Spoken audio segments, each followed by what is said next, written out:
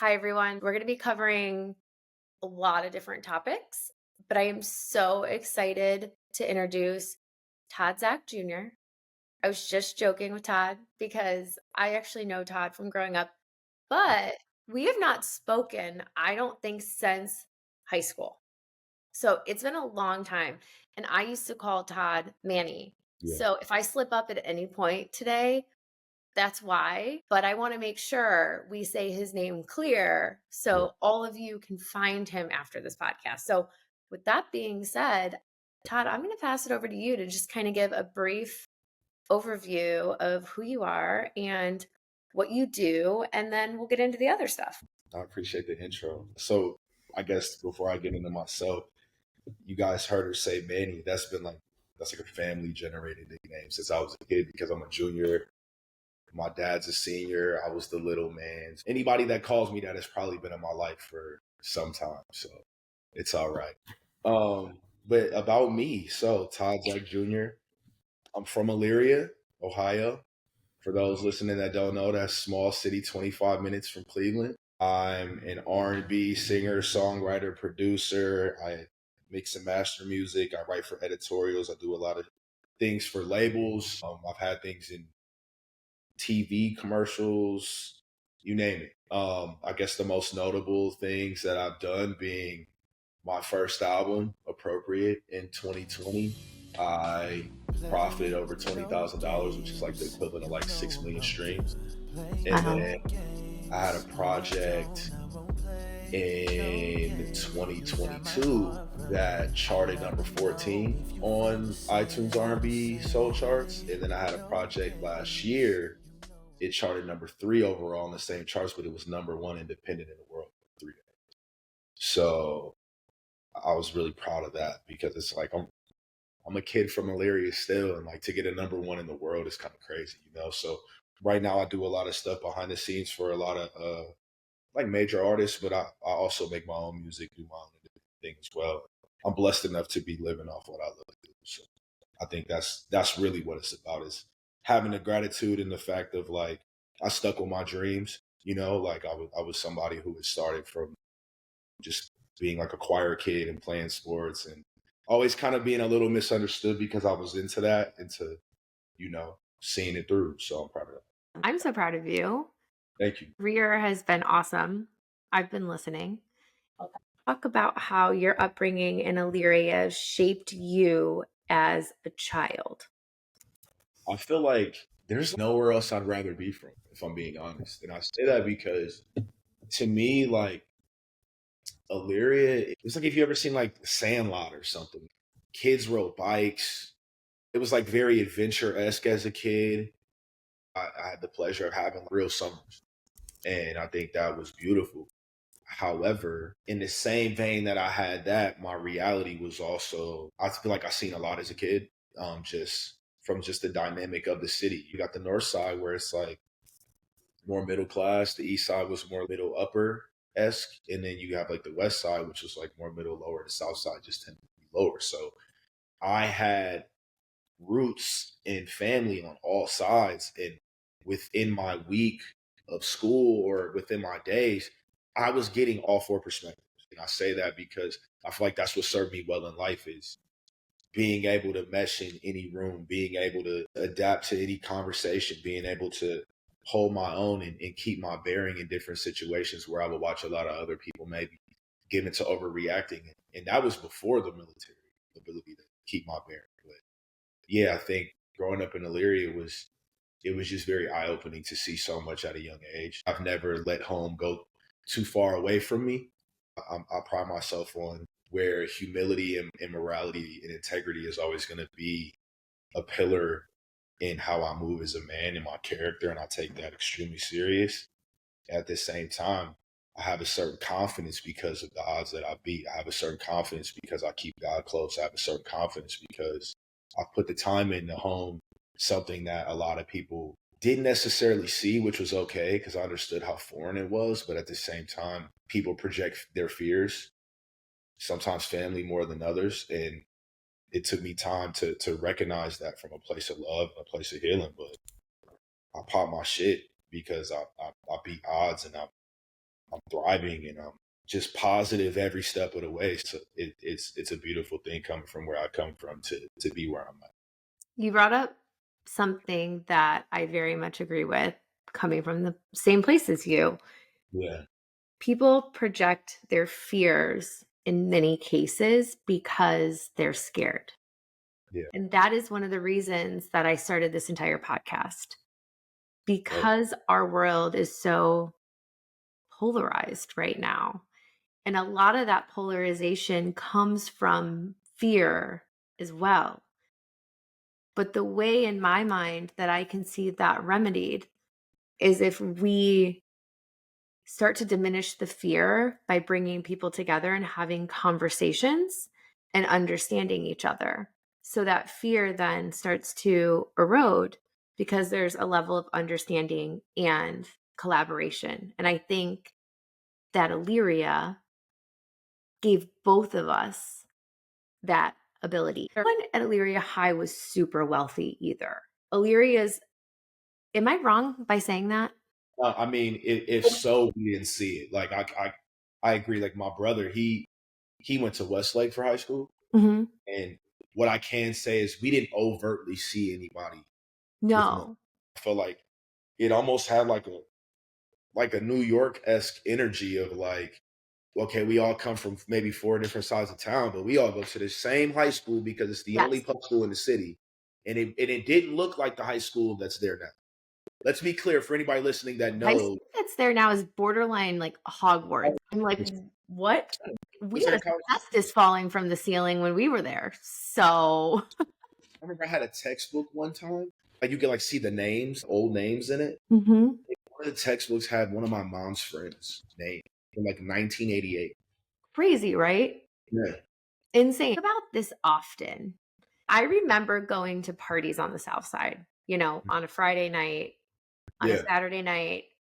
Again, South Side, as we said, was considered like the low income part of town, which it was. yeah, And of course, I said I was sleeping somewhere else. Of course, I remember, Nikki and I were walking home from a party in the middle of the night, and we weren't scared. And we weren't scared because the people that made that area scary, those young adults, we went to school with them. We were friends with them.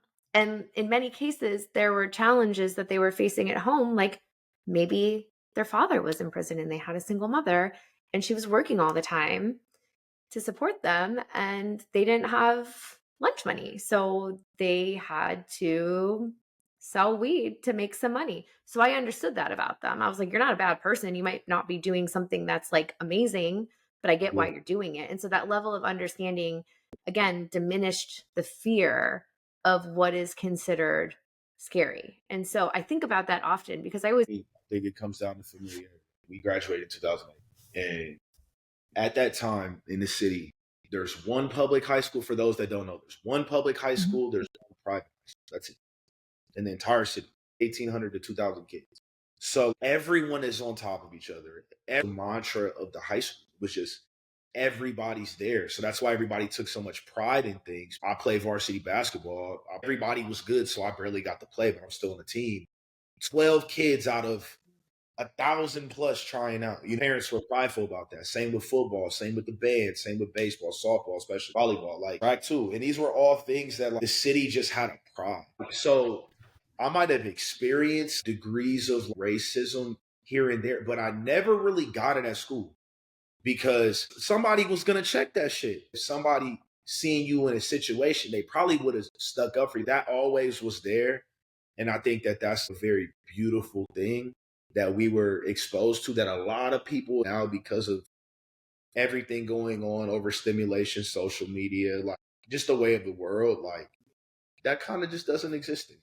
I know. 100%. So, Todd, Yes. what makes your story, so dynamic and multi-layered is the fact that your father was a Black man. He was a police officer and he was eventually put in prison.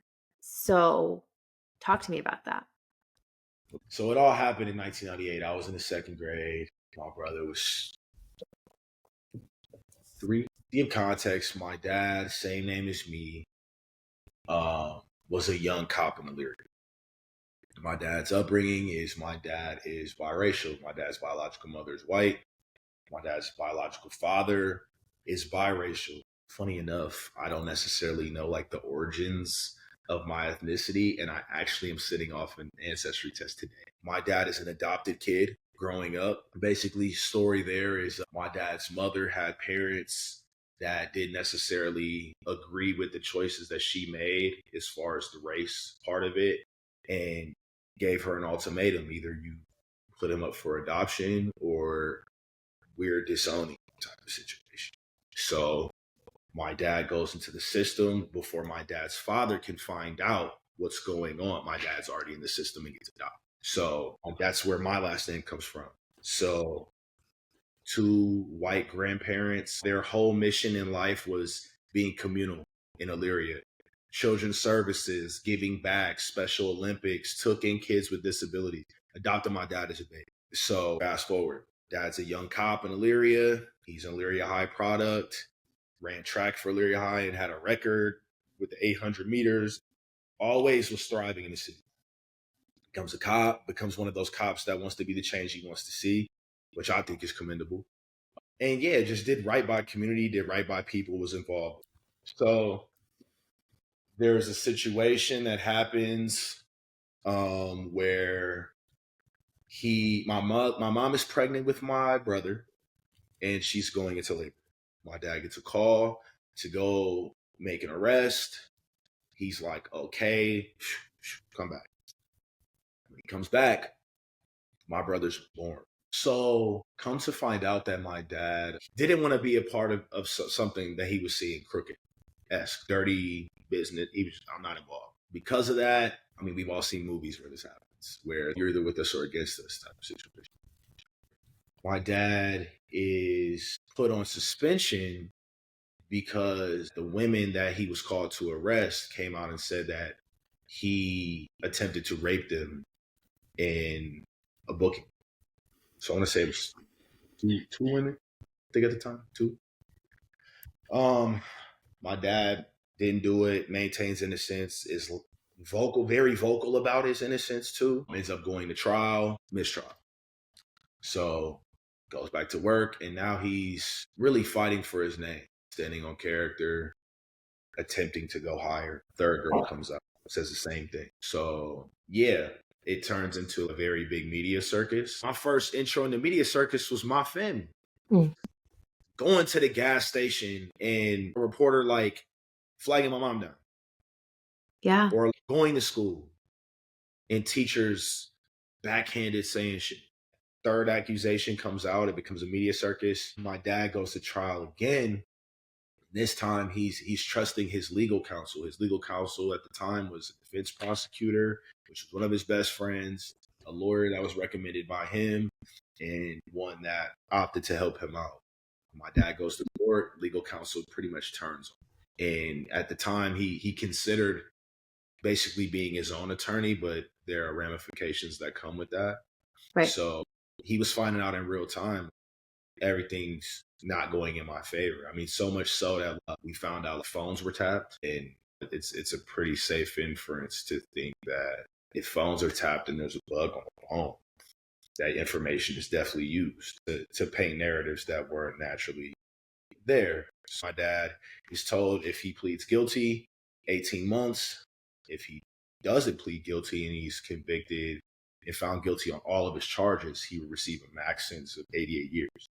So my dad says, I'm not going to say that I'm complicit in something I didn't do. Right. He maintains his innocence. My dad received 7 to 25 years in jail. So my dad did 10 and a half. So he was in jail from when I was in the second grade. So this is 1998 until December of 2000. So right after we graduated high school. So definitely was a lot on family, a lot on me, a lot on lifestyle changing. Obviously, you as an adult now are handling this with a level of maturity that many adults don't. But What's even more impressive as a kid in high school with you, you were just so sweet. Like, you weren't selling drugs. You weren't doing drugs. You weren't even drinking. Like, you weren't at parties all the time.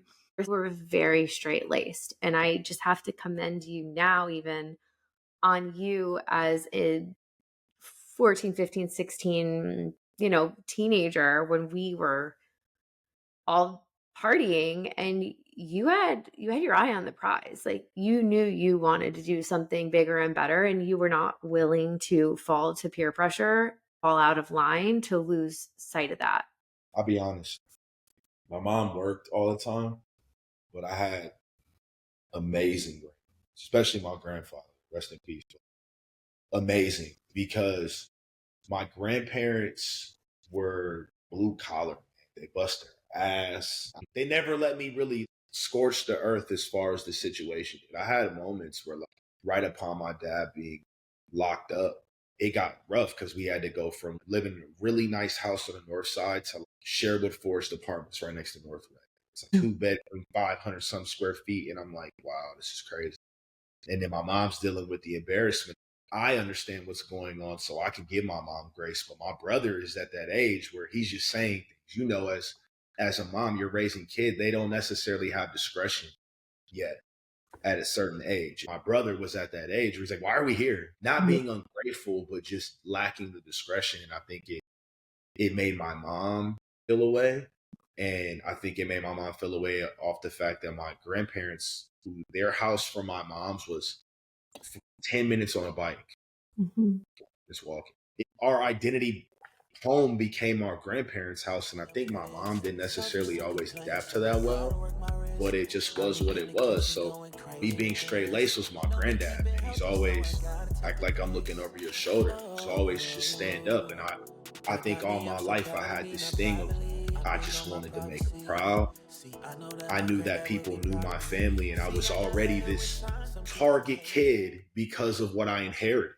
I was academically gifted. I skipped a grade in school. The glass is on me. It's on me. It's on me. Whether I'm the only black kid in the advanced class, whether I'm the only black kid in the GATE program, I'm the only black kid on the baseball team. There were so many moments where I felt the spotlight was on me. Don't fuck up. Let's see what it. Question for you.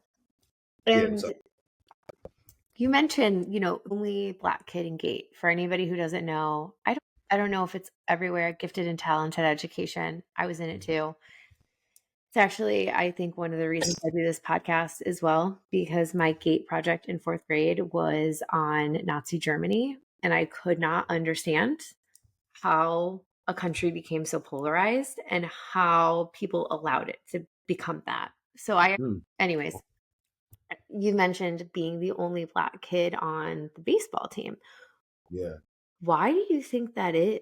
Because you're not the only black kid that's smart. You're not the only black kid that is good at baseball. So why do you think other black kids weren't with you?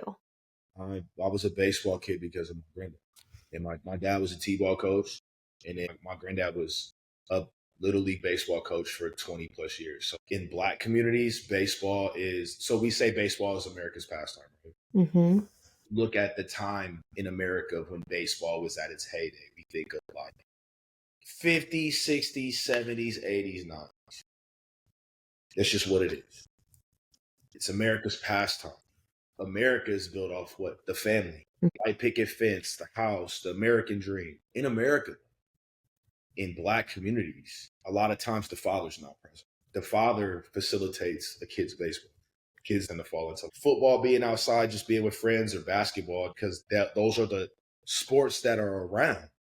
Right. It's not that they're anti-baseball. It's just that's just what it tends to be. Because for sports like baseball, it's more program led, meaning spending comes in with uniforms, this and that. Where football is just here's your uniform.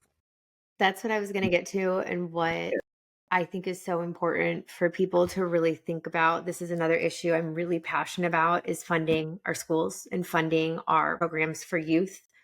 Socioeconomic factors and implicit biases and identification, like you just mentioned, we can lead to limited opportunities for Black children. Black 100. children are so often underrepresented in gifted programs, for example, due to, systemic issues like bias testing, lack of access to resources because they don't have income family, for example, like you just mentioned again.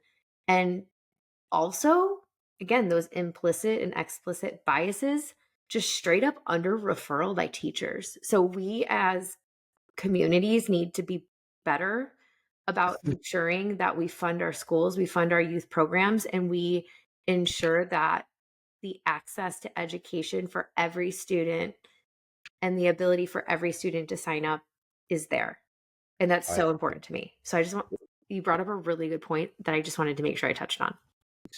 I'm not like an on the spectrum person, but I'm one of those 13 tabs open all the time people. What I can say is like school was very easy for me, but it was because I had to develop a system that was easy for me, not necessarily the way I was taught. Right. I for And sure have ADHD completely. And it's my blessing and my curse. I say that all the time. Couldn't agree more. And I just think it's a little more accepted when it's not a Black kid. When it's a Black kid that's smart and he might be on the spectrum of something, it was just like, put him over there. Yeah. Put him over there. Or I don't want to deal with it. I can't necessarily blame system for that when I understand individuality exists within systems. I'm not going to blame the education system. And I'll be real. Where I might have had like a shitty white teacher, I had a shitty Black teacher. Where I had a great white teacher, I had a great Black teacher. So I understand individuality within that matter. It's just overall, I recognize that what I can say systemically is that there was not necessarily a large reputation in me looking left or right the higher I've gotten in my education. Completely. I'm going to circle back here. So, as Todd told us, his father was put in prison. I'm sure we make this clear. He was framed, and it was later confirmed, and tell me if I'm stating this wrong, Todd, that the women who spoke against your father that put him on trial and then ultimately led to him being put in prison later admitted that they were paid to do that. Yeah. So not even halfway through his sentence, one came out and then the other two came out, just basically saying that they were coerced or paid off to agree to a narrative that didn't exist, essentially. This conversation of the higher up you get in education, higher you get up in a lot of systems, you're going to see a lack of diversity. So your dad was pushing to be the police chief of Elyria. What he wanted to be. And, that's inspiring. He took pride in the fact that like, within the white community, he was respected, known, and he carried the last name of a community guy and his foster father who was community respected. Right. And wasn't timid about the fact that that's my son. Right. Was very proud of that. And then at the same time went to school and was a real representation of culture when it comes to all things Black brown over here. So he's seen this ability to be the change he wanted to see in the city coming from his own trauma backgrounds. And it just didn't go that way. We have now established your father is a Black police officer who is aspiring to be the police chief of Elyria. We've also established that the women that accused him of attempted rape that put him in prison were paid to do so. In my opinion, it is safe to assume that somebody didn't want your dad to take that position in Elyria. From what I've like gathered, and mind you, like I was the kid who like had this passion to be a criminal justice man, to like help my dad's case. And like I was a kid who like I would go to the library and I would pull up archive articles to read things. I was researching at a very young age because I always knew I'm not going to come from a biased perspective. I'm going to really look at all sides of this shit. And I have, which is why I'm healed. Me and my father have a good relationship. And he's doing extremely well in life. Yeah, 100%. From what I've gathered, they didn't want that. certain specific There was individuals. a person. There was a person there that wanted that job. Two people specifically based off of different narratives I've heard, whether somebody who worked with my dad who stopped me, my dad himself, his own accounts. They all allude to the same narrative of he clearly pissed somebody off and it became a job of let's get him out of here. Yeah. No, I It did. totally, that is And, so clear to and me. yeah, yeah, I'm gonna say that more than I think the systemic racism. There's Chronicle Telegram paper. If you look at it, it's like Zack guilty. Big 64, big ass font. Only you see this photo of like my dad and my mom hysterically crying. And you know what this does to communities. It's divisive. It doesn't have to be that way. There is a tactful way about doing things, but I also know, having given what I've done in the military, I know a thing or two about how propaganda works, I know a thing about media influence, and I also know how that plays into the psychology of folks that already might have fear-based mindsets. So yeah, I definitely think that where it may not have been systemic racism because he worked his way up, so clearly the opportunity was there. Yeah. I do think on the back end, though, essentially, we don't want to see a black man leading shit. Yeah. Defund the police, Blue Lives Matter. Now, I'm going to have an overarching statement on the defund the police element of this. Completely agree with why defund the police became a mantra. It's necessary. I'll get into that in a second. However, I do not agree with the marketing of defund the police. Now, those two things being said, and I'll explain myself. As a white woman, no reason to be afraid of the police on paper. If somebody breaks into my home, the first person I'm going to call is 911.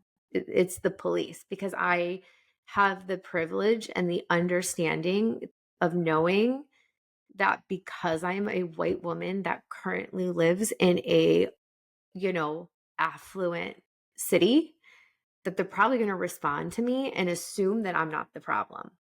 Mm. Tanisha Anderson in 2014 in Cleveland, Ohio, she died after police physically restrained her during a mental health crisis that her family called. Her family was a Black family. They called for help, and the police showed up and they killed their family member, who they did to be put into a safe environment. Fast forward to Breonna Taylor, 2020, killed during a, what I will go as far as saying, botched police raid in Louisville. And she was an emergency medical technician. She was shot multiple times while she was sleeping. So I'm not even talking about Black men at this point. I'm talking about Black women. So if you're a Black woman, you probably are like, I need something other than the police for my safety, because historically there's far too many cases of the police being called when we need them and then us dying. So yeah, defund the police makes a ton of sense. Point being is after even talking to you the first time when we were talking about the marketing issue of defund the police, your perspective regarding how the police respond so differently is such an important factor when discussing this. We can't just say defund the police or don't defund the police. And in my mind, I've really been thinking about this since you and I talked about it. And in my mind, again, I still feel like defund the police wrong, because there were police like your father that were trying to make the changes that they want to see. So instead of defunding the police, why can't we reallocate funds to police with extensive training in mental health to ensure that the mental crises that they're responding to are handled correctly, de-escalation techniques, anger management, investing in psychological assessments of police. What is their mandatory education on racial and cultural sensitivity? For officers against aggression and improve decision making, to me, sounds like something I want to invest in. Community engagement programs can also help build trust and empathy between a police officer that maybe growing up did have explicit and implicit biases. Maybe if they understand their community better in a positive light, they are going to be able to bridge those divides better.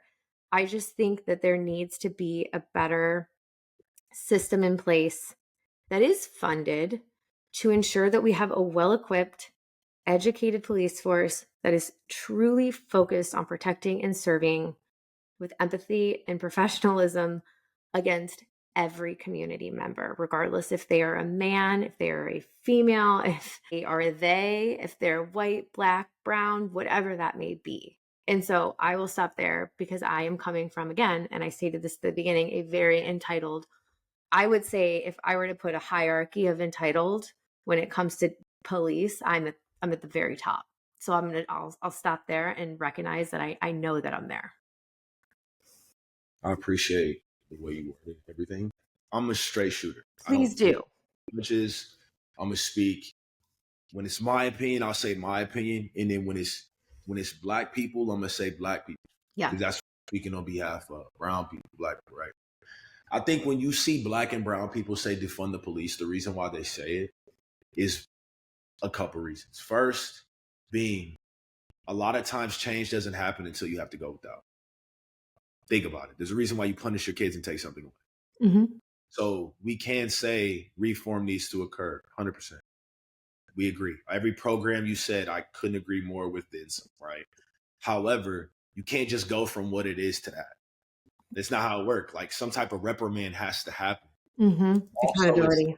that we talking Philando Castile, Sonia Massey, Eric Garner, Sean Bell in New York. My home girl, Charmel Edwards was my homegirl's mom. 49 years old, got shot in Vegas, killed in 2012. So these are things close to me and hashtags. Breonna Taylor, you feel me? George Floyd, Tyreek Hill almost just had an incident less than a week ago, and it's not about money. Mm-mm. It's not about money. About money. So the commonality in that is the skin is Mm-hmm. black, right? When there's a Dylan Roof situation or a Kyle Rittenhouse situation of the white kid that with the gun violence, look at how it's treated systemically when we talk racism, how black people got to America and systemically what that's been. So when you hear defund the police, it's not take all the money away, but it's change don't occur until it goes without. And because there's still so many ongoing hashtag black deaths where a cop just gets paid administrative leave, their only answer is to take the shit away because you taking lives away. Take that money away just a little bit. So that's where it comes from. Now, do I feel like taking all money away from law enforcement is beneficial? Fuck no. I have white friends who are cops. I got black friends who are cops. World's on fire. Everyone's overstimulated. I feel like everyone's so normalized to seeing these things that it has become a norm. And I don't see things just systemically changing, which is why it's on us to be the change we want to see. It's on us to have these conversations because maybe it might change the consideration level of someone. I'm coming from a place of understanding that reform needs to occur, but at the same time, two things can be true. And I think that's the biggest thing people need to take from what we're getting into in the rest of this conversation is multiple things can be true at the same time. I don't think every cop is bad. I don't think every person that's a police officer that's even not black or brown joins on some power trip ego shit. I really don't think so. However, somebody breaks in my shit, my first thing is not to call the cops. I'll be honest with you right now. Where you live, if you call the cops, something happens, they're coming right then and there. You feel like it's resourceful. They're going to make sure the kids are okay. Boom. In a lot of black communities, cops don't come. It makes all the difference. And one of the biggest things I like to do is understand the different sides of things, right? Yeah. We're not saying police don't matter. We're not saying that the lives of police don't matter. The Yeah. lives of everybody matters. However, in the black and brown community, those lives have not been prioritized. And Let's talk about so So I don't think a lot of people are up on how Blue Lives Matter began. So in July of 2014, Eric Garner died at the hands of NYPD. That's the I Can't Breathe situation. For those that don't know, he was choked out, right? Larger black man choked out. We see it on camera. Boom. That was in July. Of course, everybody has outrage to that, right? Because it's Mhm. traumatizing. 2014, we weren't seeing that on social media. That was like the first one we really were like, what the? December of 2014 is when Blue Lives Matter comes. It's also a year after the Trayvon Martin situation. That's when BLM, Black Lives Matter, began. 3 black women came up with Black Lives Matter. Just felt like the black life did matter after Trayvon Martin's killer got acquitted and was openly racist in the open too. So a year later, another murder happens in the same degree. This time, George Zimmerman was not a cop. This time it's cops, and we see it on camera. So now all of a sudden it's, well, don't Blue Lives Matter? Right. And I get it though. Blue Lives Matter also came about at the hands of murders of 2 NYPD officers in the same year, which I want to say was right after the Eric Garner situation. So we have Black Lives Matter 2013, Trayvon Martin, George Zimmerman situation led to that. Then a year later, Eric Garner happens. 2 NYPD officers are killed, and then Blue Lives Matter happens. So the whole thing is that if Black Lives Matter doesn't get its own respect from people that aren't black, pending people dying, why the fuck would we all openly care about Blue Lives Matter because 2 cops died? But that's why you've seen the aggression and the whole anti Blue Lives Matter. Because like 2 things can be true here. Black Lives Matter. It didn't start becoming an issue till it was all organizational and donation. But at the end of the day, like, it's a sentence. Black Lives Matter. And if you think anything left of that, I would probably deem you to be racist. Mhm. There's no debate on that. It's not, well, no, it's one sentence, bro. Don't bring the other side into it. I That's totally agree. And I it. think the other thing that's really important to understand is this is literally why I talk to both sides, because Got to. the first rebuttal was, okay, well, if you look at at the last full year, so 2022, obviously we're still mid 2023. First rebuttal on the opposite side, so Blue Lives Matter, was 46% of people killed by police in the United States were white, while only 22% were black. And I said, I thought about it for a second.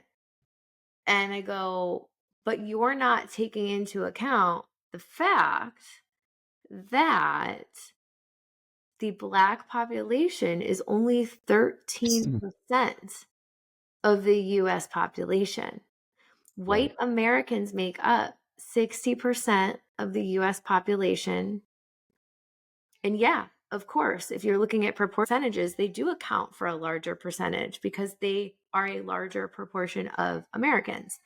Right. Americans, again, only make up 13% of the US population, but they accounted for 22% of police killings. If you I'm do with the math on that, proportionally now, not percentage, yeah, proportionally, yeah, yeah. Black Americans are 2.5 times more likely to be killed by police than white Americans. And that highlights the disparity when population size is considered. And that is not often discussed. And when I broke that down for this other individual, there were no words because there had been this percentage that had been communicated to them for 2022, 46%, 46%. They were white. So it's not even about being black. They were white. It's a higher percentage than that 22. Say one thing to that person. You see how when I explained it, I was able to specify? The entire fucking problem is the generalization. They're Like, men. there's a different experience I have of being a 6'4" black man. Like, when I go home, I understand, like, I have a certain, it's on me already. I have a certain anxiety I have to deal with moving. Like, for instance, last time I was home, my mom has a Benz, like a SUV. I was driving to the gym 9 in the morning. Get pulled over right by like Walmart is Oh, yeah. right there. Get pulled over and feel the hostility. I only had a smooth instance because the dispatch person knew who my dad was. So I low key only got off because of the reference of that. That's how I felt.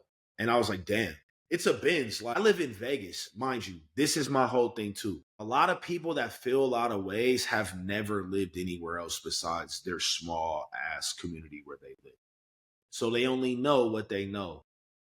You see a black kid in a Benz, a BMW, anything nice in Ohio, he's an athlete or he's doing something he's not supposed. So I say that to say, like, when people get out into the world a little bit, it'll open their mind up a little bit too. We're in different times now. Like, get that maybe 30, 40 years ago, it was white, black, bro. Everything blended. You can't even tell what people are mixed with a lot of times nowadays. Like, it's You just don't a, even know what you're mixed with right you now. know what I'm saying? So, like, right.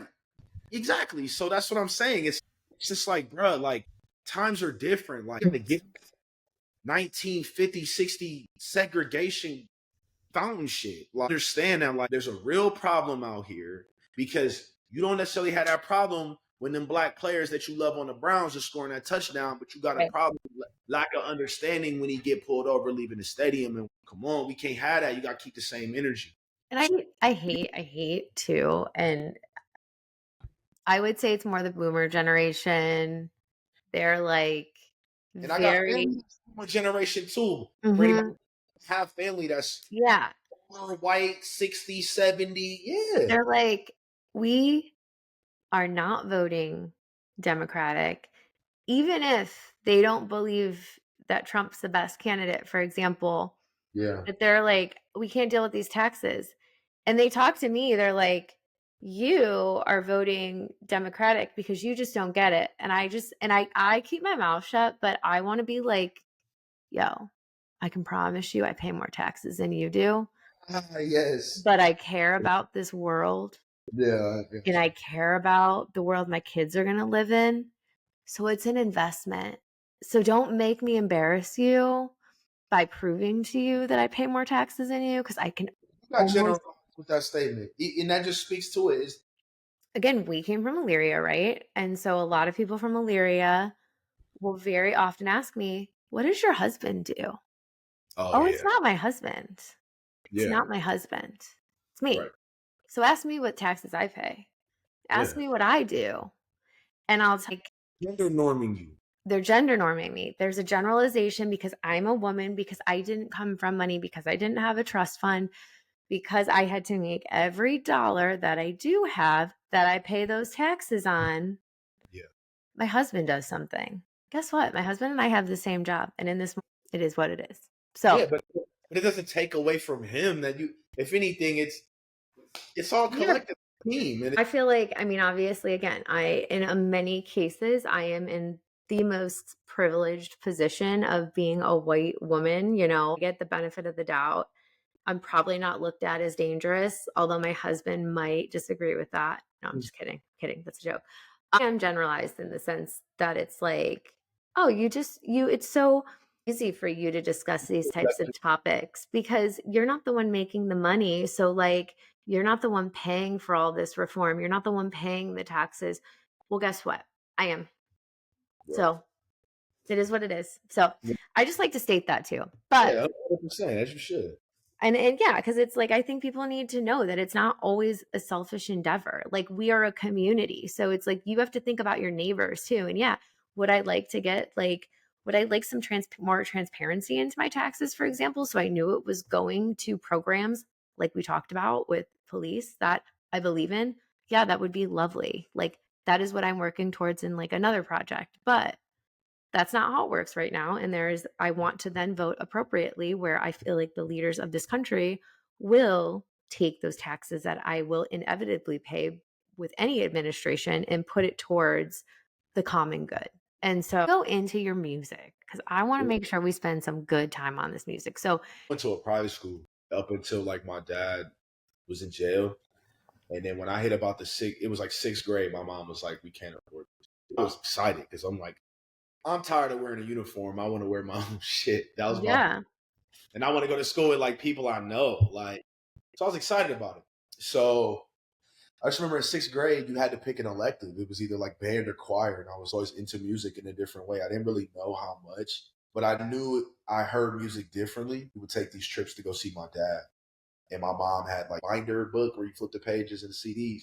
And I just remember listening to so many things and like winding certain parts. Like I remember just being a choir kid, like junior high, and then got to high school, and I had some friends, and we started kind of doing like, oh, let's be a singing group, and like that was where I really learned how to like music. I was writing it for them. I didn't really want to sing. I was nervous. I was more so just want to be the guy that's like background, MySpace. That's when I fell in love with music.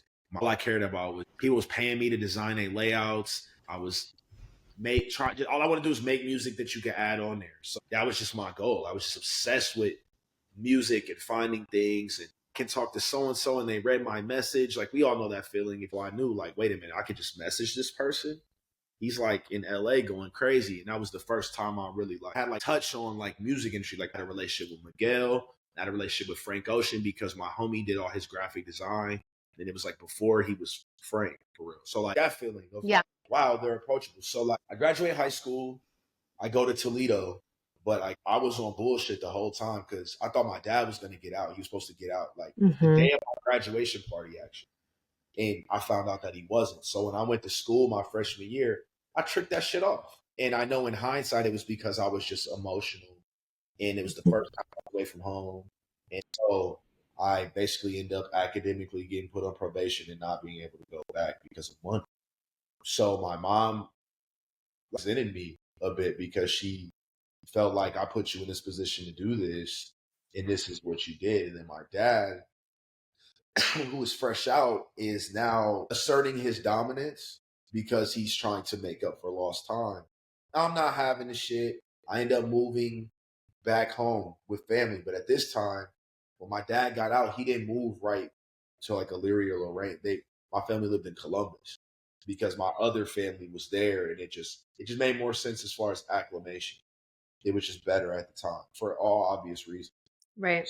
So I'm like going to school, and I'm like paying for it out of pocket while working a job. And so like, I knew I wanted more. So the military comes about because I had two friends who I seen were in, and I'm like, bro, you're like traveling the world. Like, where are you at? And they're like telling me like we're in the Air Force. And so I just started looking at it. Then me and my dad, we started like kind of butting heads a little bit because I wanted to prioritize music more where he felt like I needed to prioritize like stability as far Mhm. as like what do you want to do for a job or that, and I'm just like, man, you know what it is, but you're trying to talk me out of what I want. So I just remember I brought up the military and I seen that he actually was with it.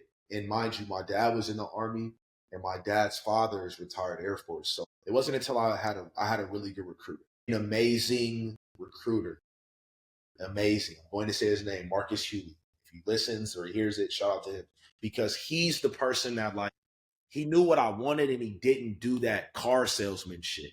Hmm. Look, you don't have to do 20 years, but I do think this will serve as a transition for you. You're gonna be able to get out into the world a bit.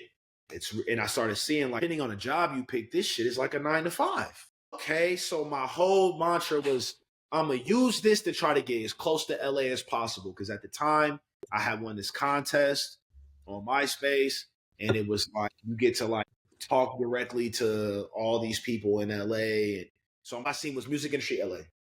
That's all I knew. Hmm. LA. And then I wanted a MacBook to record my own music. Because when I was at Toledo, one of my best friends, which funny enough, she lives in Vegas now and she's like day to day. I recorded my first like real stuff by myself on her laptop and I'm like, I need a MacBook because it had a microphone in it. I didn't even want a car or anything. I wanted a laptop. And so the Air Force comes about because this is gonna act as the ladder to my dreams, essentially, was how I looked at it. Was this gonna be the ladder to what I love to do? So I joined, I scored really high, which I knew I was going to. And I got an intelligence job. So for the people that don't know what that field is, it's like anytime you see those movies where like crisis breaks out, there's always a guy who comes in and they're like, tell us about the terrorists, what's going on? And there's that guy who comes in who's the Brady guy who's like, this is who he is, this is what he eats, this is where he does this. I was that guy. So that was my job, working hand in hand with CIA, other 3-letter agencies, doing high level shit, public speaking. I've done everything from about brief to Secretary of Defense, 1,000+ people, pilots from overseas, you name it. So I did that for 6.5 years, and the whole time I knew I just wanted to do that to get to the music. It was ultimately when Trump got in office and wanting to get out, because I started seeing the agenda of like, oh, we about to go to Afghanistan, and I'm not trying to go, so I'm gonna get out. I'd rather prioritize this. So I kind of like not forcefully got out, but like it wasn't like my contract was up. It was I worked my way out, and I paid to get out essentially, and I got out, and I got out February of 2017, and I never looked back. Honestly, I never looked back, and I'm not going to say it was easy because it was one of the hardest things I've ever done. It's still tough, you know what I mean? It's just I stuck with it, and I think the best thing for me has just been like pretty much just prioritizing like the mental and prioritizing the healing, because the military taught me so much, from like accepting feedback, keeping your bearing, learning how to critically think, which is a skill, and like learning how to do that but be emotionally intelligent. It taught me like it's important to know how to be analytical, but like at the same time as a man, like don't be analytical to like men. Like don't be analytical when it comes to people's emotions. Being emotionally intelligent, I can spot it because I spent so much time back in the day being disingenuous. And now I'm the most authentic version of myself. Now a lot of those integrity first, being about people, shit, my physical health, like I prioritize those things in a different way now. And I think in hindsight, a lot of that has to do with the military when I think about it. So it wasn't really a bad thing for me, more than it opened my eyes to the way that the government works, society works, working at a higher level, given, you know, I had a top secret clearance the entire time I was in. So I don't regret it. I think the Air Force, I think it shaped me and it gave me a lot of tools that served me really well moving forward. But there isn't a day that I'm like, oh, I should have stayed in. I haven't said that. It gave me life experience. It showed me things. I grew independent. Like With everything you've learned, with the career you've had, yeah, your responsibility with your music, from cultural norms, social movements. What do you feel like your responsibility is with your music when it comes to society? you have people into their 30s who are dealing with like mass identity crisis. And I feel like it's my responsibility to like demonstrate this healing and this perspective in the open. Honestly, what I tell everybody is I'm probably the most mature artist in the R&B space, which is why I'm not known at this grand scale. I've turned down 4 major deals in the last 18 months because the numbers aren't right, and they don't want me to do that because I'm the glitch in the matrix. I'm talking about accountability. Like, do you want to talk about, like, you should just like incorporate WAP into your songs? And I'm just kidding. Now I'm just messing with you. Now I'm just, I mean, No, that's a good, that I can appreciate that for what I, it is. I agree. Like, go take me to the club and I'm here for it. Like, You need that. You you feel me? need that. I understand that, like But with the there's an account of, there's, I feel like from your perspective as an artist, like you've taken this level of responsibility and accountability that I've literally seen your entire life, where you are, to your point, a glitch in the matrix, where even in high school, you weren't doing what everybody else was doing. And that was your superpower. And right now, you're not doing what everybody else is doing, where there's a place for all of the other stuff, but like you are carving out such a unique and valuable space. I'm for mature ears. Mhm. Period.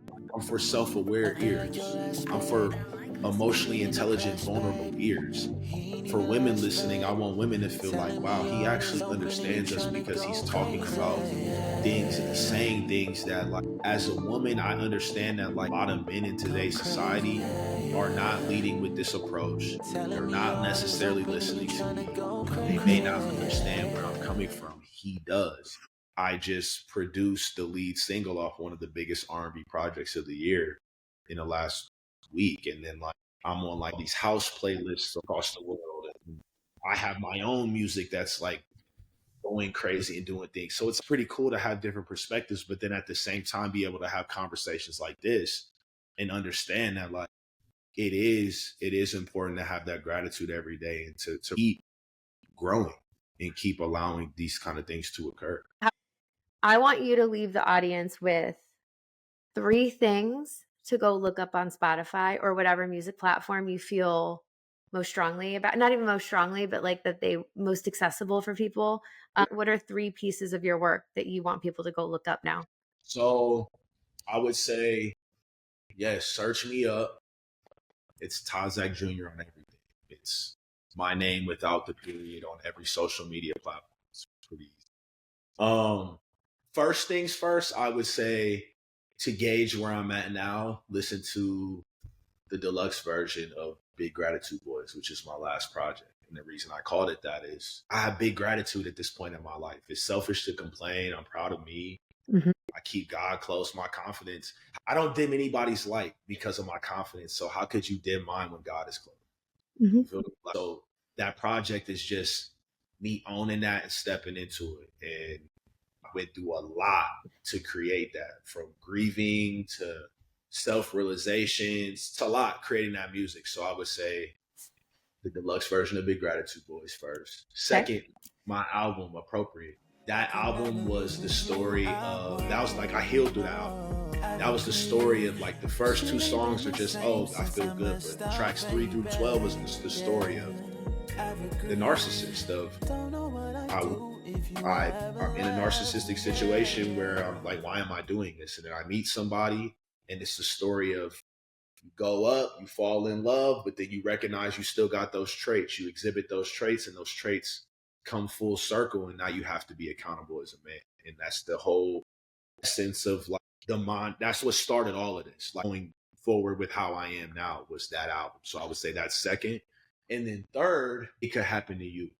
That was the first project I had that charted, and that's a story about like as men sometimes we always think that it can't happen to us. So that story was a project about like you meet someone in the summer, you fall for them, it goes up, but then as a man, I recognized I still had this problem of like wanting to get the last word, over talking, a problem that a lot of men have, and then it leads with like me losing her. But like female narration on that, well, it's important because like we think it was one thing. It's the fact that she doesn't want to stay down with you through your career because of your ways. And it's not any less love. It's just sometimes women just don't want to deal with a man's shit. And a man needs to grow before he can have a woman like that. And it's like everything that you say about everybody else happened to you. So like I think, yeah, those 3 projects, Big Gratitude Boys Deluxe, my album Appropriate, and my project It Could Happen to You from 2022. Those are the 3 that I feel like if I you love just it. listen, like you'll get a sense of who I am as an artist. But it won't take that long because it's all there. Yeah. Todd, Manny, you are just Thank you. like so Yeah. everything and more that I remember you to be. I am so glad that after a decade plus, and of course I feel like we've like seen each other from afar on social Yeah. media, but after a decade plus of literally not saying a word to each other, I'm so thankful that you reached out to reconnect. I would have done it sooner, so thank you for doing it.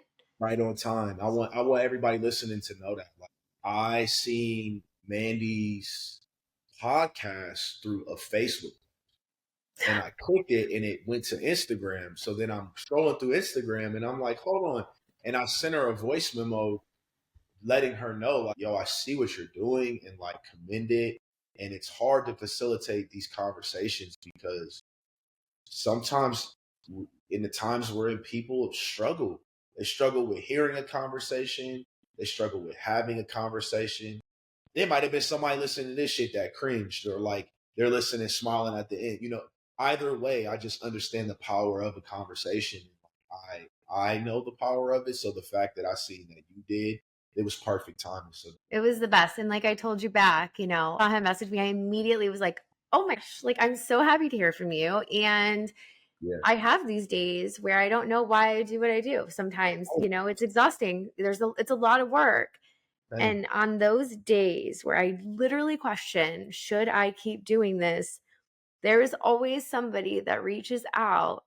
And on that day of question, it was you. And so thank you. I And appreciate I'm so excited to see where. and I hope this conversation, like, I hope to someone listening, like, I hope you take something away. And if you Mhm. do, like, please reach out. Yeah. I'm those people, like, reach out to at TODDZACKJR on every social media platform. I hope it touches somebody to make you just want to have a conversation like we did, open your mind up, open your ears up to the music, open your ears up to different views, to shit, even listening to the other past episodes of this podcast, because I feel like this conversation would be. But yeah, Thank you so much, Todd. And thank you. love to you. And I'm sure I'll talk to you soon. I, Bye, I, friend. As the Powers at Play podcast continues to grow, we're excited to offer ways for listeners to support the initiatives we discuss. Your support will focus on two critical areas. One, support for bipartisan nonprofits. Our top priority is raising donations for bipartisan nonprofits featured on Powers at Play or participating as the nonprofit of the month. Your contributions help sustain organizations that bridge divides and promote unity. Two, production efforts. Creating high quality podcasts involves extensive work, from sourcing and recording to editing. Your support helps keep our team motivated and ensures we continue producing amazing content for our listeners. Every donation is appreciated and impactful. Thank you for being part of the Powers at Play community. Join us in making a difference.